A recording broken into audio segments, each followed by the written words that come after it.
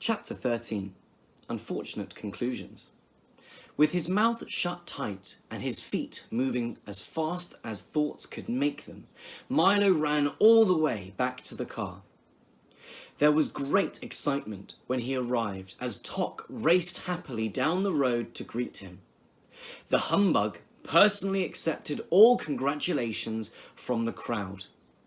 "Where is the sound?" someone hastily scribbled on the blackboard, and they all waited anxiously for the reply. Milo caught his breath, picked up the chalk, and explained simply, "It's on the tip of my tongue." Several people excitedly threw their hats into the air. Some shouted what would have been a loud hurrah, and the rest pushed the heavy cannon into place. They aimed it directly at the thickest part of the fortress wall and packed it full of gunpowder. Milo stood on tiptoe, leaned over into the cannon's mouth, and parted his lips. The small sound dropped silently to the bottom, and everything was ready. In another moment, the fuse was lit and sputtering. "I hope no one gets hurt," thought Milo, and, before he had time to think again, an immense cloud of grey and white smoke leapt from the gun, and along with it, so softly that it was hardly heard, came the sound of "but." It flew towards the wall for several seconds in a high, lazy arc, and then struck ever so lightly, just to the right of the big door. For an instant there was an ominous stillness, quieter and more silent than ever before, as if the air was holding its breath. And then, almost immediately, there was a blasting, roaring, thundering smash, followed by a crushing, shattering, bursting crash, as every stone in the fortress came toppling to the ground, and the vaults burst open, spilling the sounds of history into the wind. Every sound that had ever been uttered or made, from way back to when there was none, to way up when there were too many, came hurtling out of the debris, in a way that sounded as though everyone in the world was laughing, whistling, shouting, crying, singing, whispering, humming, screaming, coughing, and sneezing, all at the same time. There were bits of old speeches floating around, as well as recited lessons, gunshots from old wars, babies' cries, auto horns, waterfalls, electric fans, galloping horses, and a great deal of everything else. For a while, there was a total and deafening confusion, and then, almost as quickly as they'd come, all the old sounds disappeared over the hill in search of their new freedom, and things were normal again. The people quickly went about their busy, talkative business, and as the smoke and dust cleared, only Milo, Tok, and the humbug noticed the sound keeper sitting disconsolately on a pile of rubble. "I'm terribly sorry," said Milo sympathetically, as three of them went to console her. "But we had to do it," added Tok, sniffing around the ruins. "What a terrible mess," observed the humbug, with his knack for saying exactly the wrong thing. The soundkeeper looked around with an expression of unrelieved sadness on her unhappy face. "It will take years to collect all of those sounds again," she sobbed, "and even longer to pull them back into proper place. But it's all my fault, for you can't improve sound by having only silence. The problem is to use each at the proper time."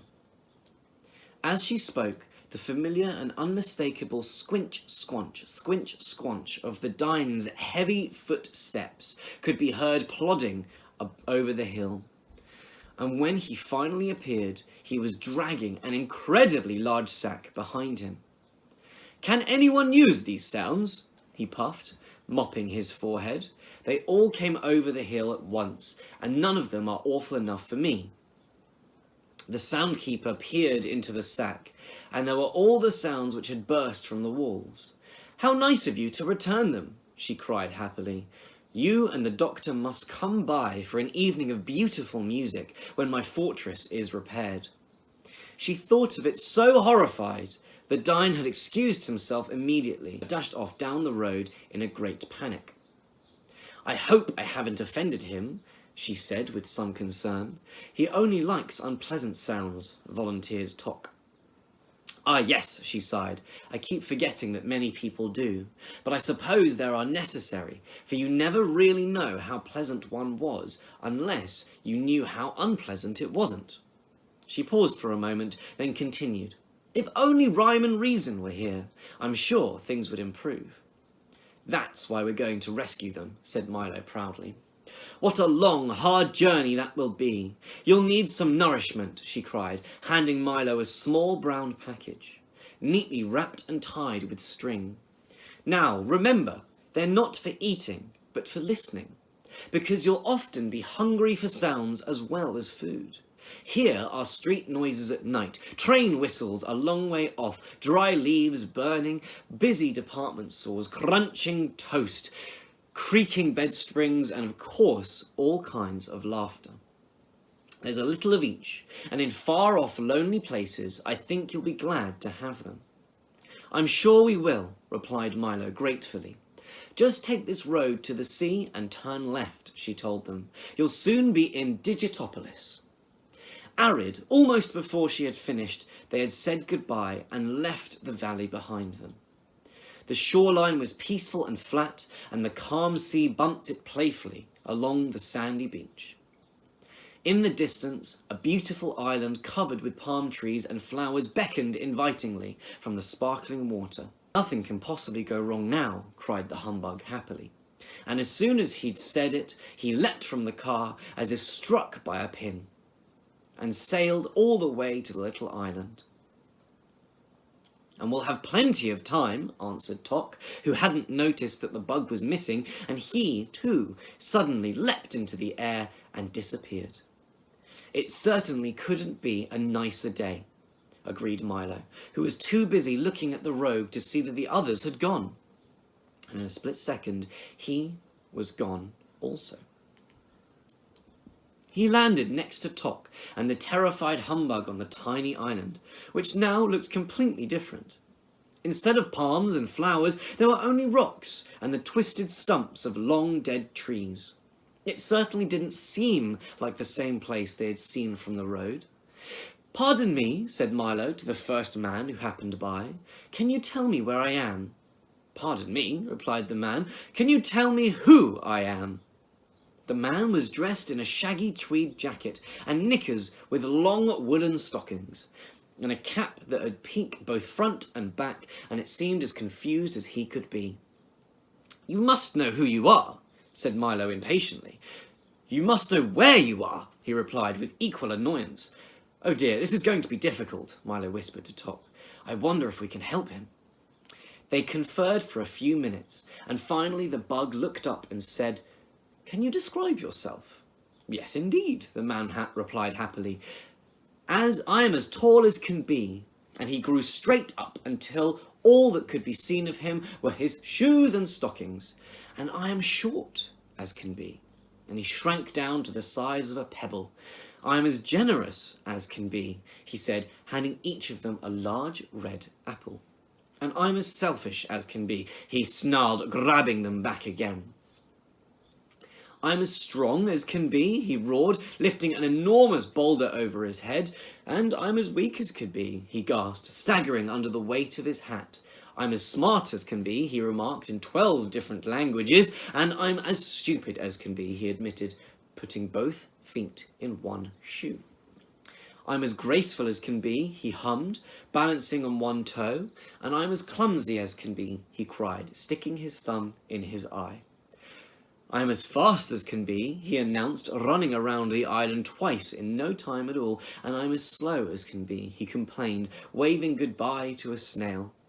Is that any help to you? Once again they conferred in busy whispers until all three agreed. It's really very simple, said the humbug, twirling his cane. If everything you said is true, added Tok, then without a doubt, Milo concluded brightly, you must be Canby. Of course, yes, of course, the man shouted. Why didn't I think of that? I am as happy as can be. Then he quickly sat down, put his head in his hand and sighed. But I'm also as sad as can be. Now, will you tell us where we are? Asked Tok as he looked around the desolate island. To be sure, said Canby, you're on the island of conclusions. Make yourself at home. You're apt to be here for some time. But how did we get here? Asked Milo, who was still a bit puzzled by being there at all. You jumped, of course, explained Canby. That's the way most everyone gets here. It's really quite simple. Every time you decide something without having a good reason, you jump to conclusions whether you like it or not. It's such an easy trip to make that I've been here hundreds of times. But this is such an unpleasant looking place, Milo remarked. Yes, that's true, admitted Canby. It does look much better from a distance. As he spoke, at least 8 or 9 more people sailed onto the island from every direction. Well, I'm going to jump right back, announced the humbug, who took 2 or 3 practice bends, leapt as far as he could, and landed in a heap 2 feet away. That won't do at all, scolded Canby, helping him to his feet. You can never jump away from conclusions. Getting back is not so easy. That's why we're so terribly crowded here. That was certainly the truth, for all along the bleak shore and clustered on the rocks for as far as anyone could see were enormous crowds of people, all sadly looking out to sea. Isn't there even a boat? Asked Milo, anxious to get on with his trip. Oh, no, replied Canby, shaking his head. The only way back is to swim, and it's a very long and very hard way. I don't like to get wet, moaned the unhappy bug, and he shuddered at the thought. Neither do they, said Canby, sadly. That's what keeps them here. But I wouldn't worry too much about her, for you can swim all day in the sea of knowledge and still come out completely dry. Most people do, but you must excuse me now. I have to greet the new arrivals. As you know, I'm as friendly as can be. Over the humbug's strenuous objections, Milo and Tok decided to swim, and protesting loudly, the bug was dragged along with them towards the sea. Canby hurried off to answer more questions, and the last thing he was heard to say was, "Pardon me, can you tell me who I am?" They swam and swam and swam for what seemed like hours, and only Tok's firm encouragement kept Milo struggling through the icy water. At last they reached the shore, thoroughly exhausted, and except for the bug, completely soaked. That wasn't bad at all, the humbug said, straightening his tie and brushing himself off. I must visit there again. I'm sure you will, gasped Milo, but from now on I'm going to have a very good reason before I make up my mind about anything. You can lose too much time jumping to conclusions.